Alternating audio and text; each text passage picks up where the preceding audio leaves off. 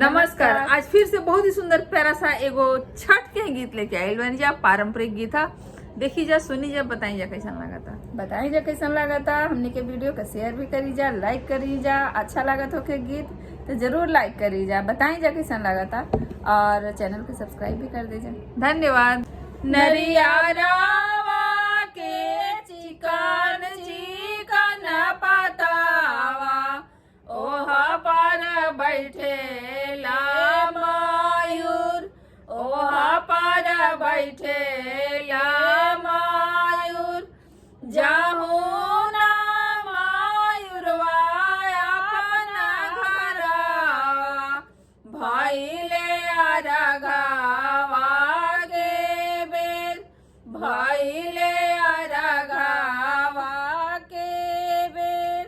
उखिया के चिकन चिकन पतावा ओहा पर बैठे ले मयूर, ओहा पर बैठे ले मयूर।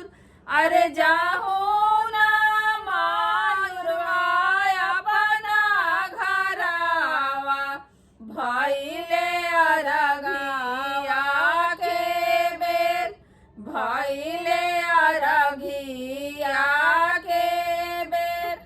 केरावा के चिकन चिकन पतावा ओहा पर बैठे ले मयूर, ओहा पर बैठे ले मयूर।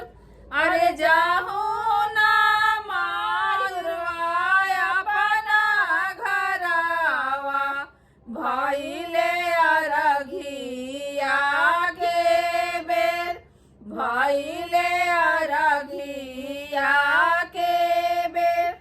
घाघर के चिकन चिकन पतावा ओहा पर बैठे ले मयूर, ओहा पर बैठे ले मयूर।